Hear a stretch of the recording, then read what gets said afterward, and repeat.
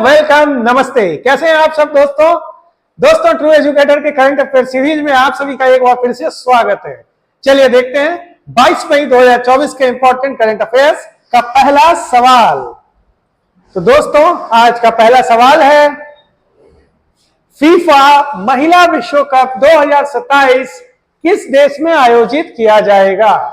Qatar, Germany, Malaysia या Brazil? और इसका सही आंसर है दोस्तों ब्राजील। चलिए जानते हैं इसके बारे में। ब्राजील को कुछ ही दिन पहले 74वीं फीफा कांग्रेस में महिला विश्व कप 2027 के लिए मेजबान घोषित किया गया। महिला विश्व कप पहली बार किसी दक्षिण अमेरिका के देश में आयोजित किया जाएगा, वो भी ब्राजील में। ध्यान रहे यह 10वां संस्करण होगा और वर्तमान में फीफा महिला विश्व कप विजेता कप धारक स्पेन है। महिला विश्व कप, ठीक है। तो 2027 का ब्राजील में होगा और 24 का जो है वो क्रोएशिया में होने वाला है। चलिए देखते हैं अगला सवाल।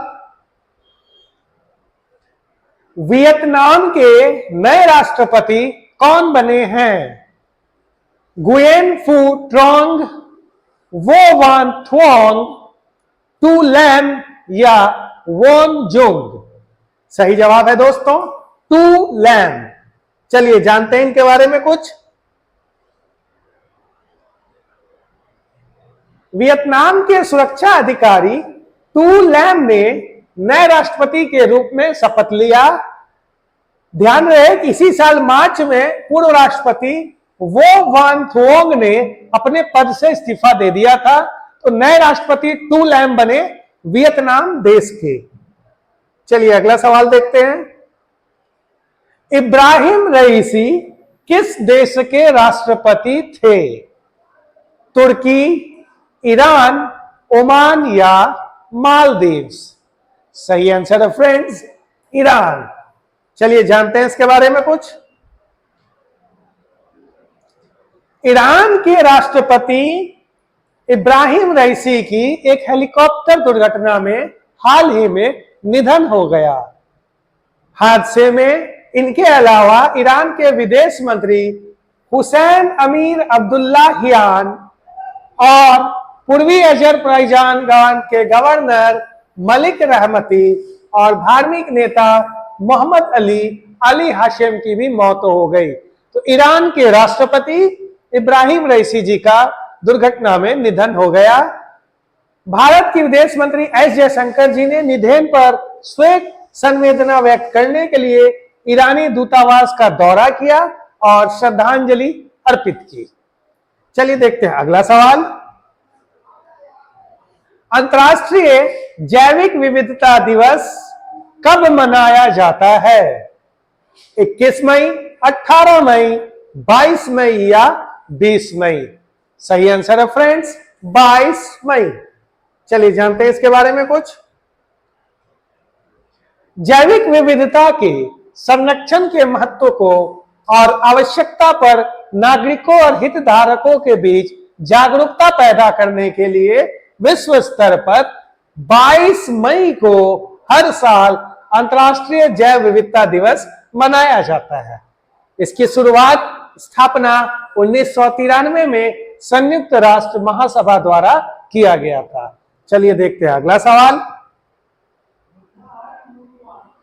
जेफ बेजोस की कंपनी ब्लू ओरिजिन के NS-25 मिशन के तहत अंतरिक्ष यात्रा में शामिल भारतीय का नाम क्या है?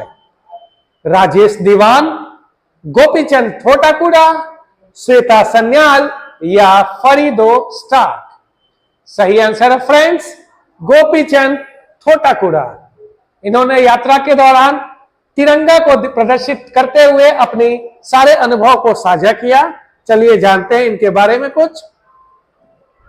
भारतीय मूल के पायलट गोपीचंद थोटाकुड़ा ने ब्लू ओरिजिन के NS-25 मिशन के रूप में अंतरिक्ष में जाने वाले पहले भारतीय पर्यटक बनकर इतिहास रचा।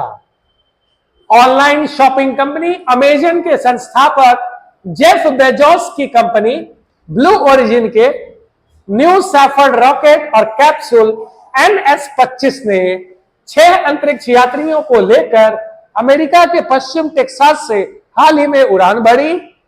अंतरिक्ष यात्रियों में गोपी थोटाकुरा, एड डेविड, उद्यमी मैशन एंजल, फ्रांसीसी शराब कंपनी मॉन्ट ब्लैंक के संस्थापक सिल्वेन चिरॉन, सॉफ्टवेयर इंजीनियर और उद्यमी केनेथ एल हेस और सेवानिवृत्त लेखाकार कैरोल स्कॉलर शामिल थे।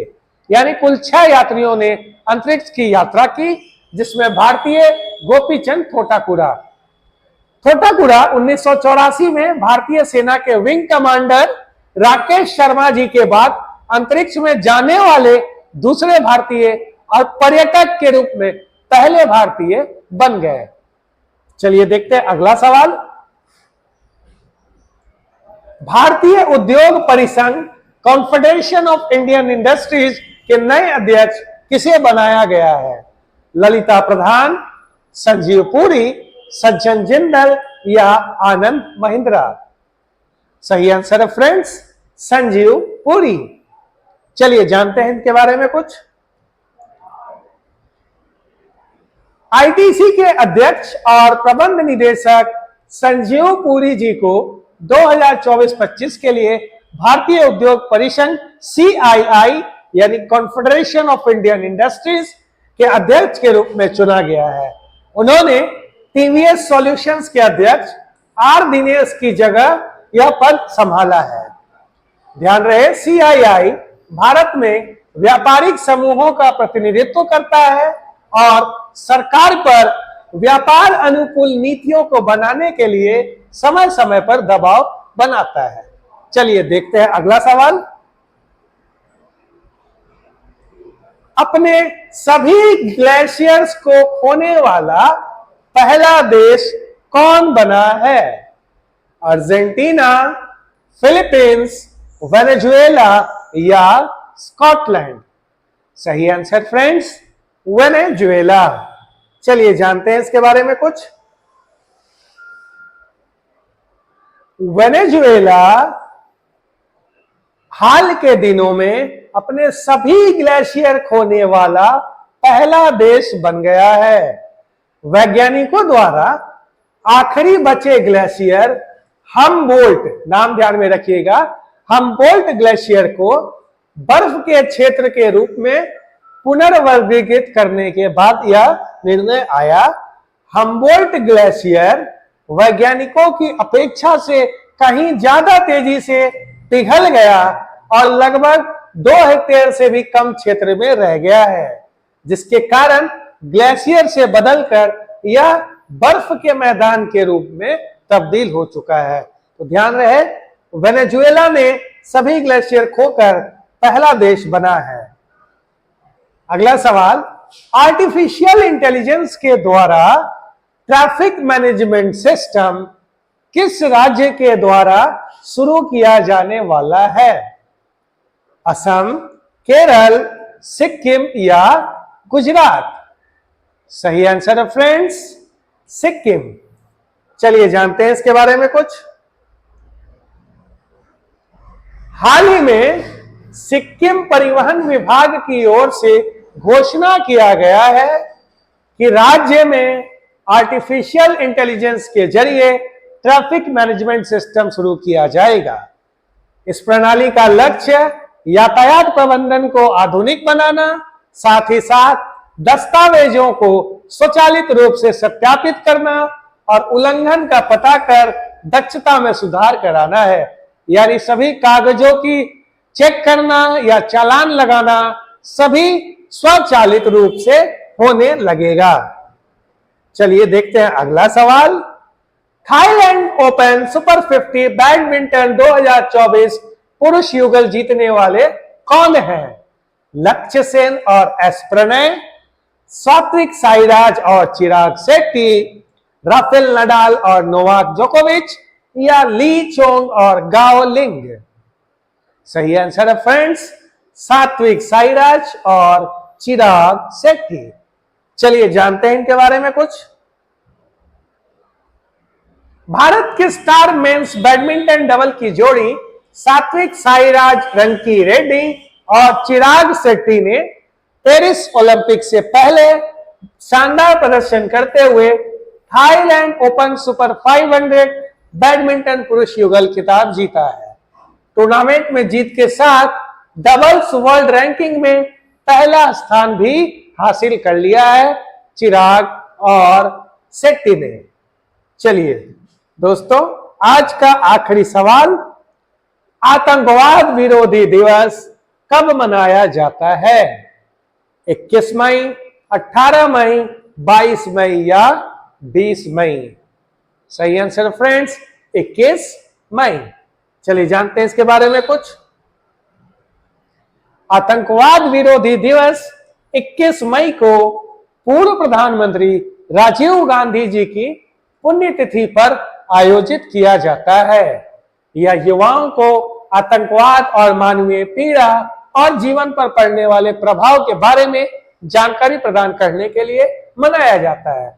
इसकी आधिकारिक घोषणा पूर्व प्रधानमंत्री राजीव गांधी जी की हत्या के बाद हुई थी। इस दिन सभी सरकारी कार्यालयों, सार्वजनिक क्षेत्र के उपक्रमों और सार्वजनिक संस्थानों में आतंकवाद विरोधी शपथ लिया जाता है और विद्यालयों और महाविद्यालयों में वाद विवाद प्रतियोगिताएं भी आयोजित की जाती हैं 21 मई को। तो दोस्तों, ये थे हमारे 10 महत्वपूर्ण सवाल।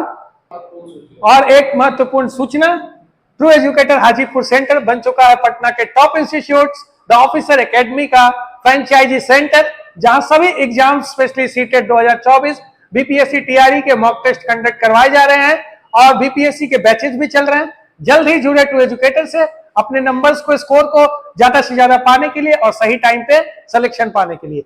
वीडियो पसंद आई हो लाइक, कमेंट और सब्सक्राइब जरूर करें। Thank you, take care.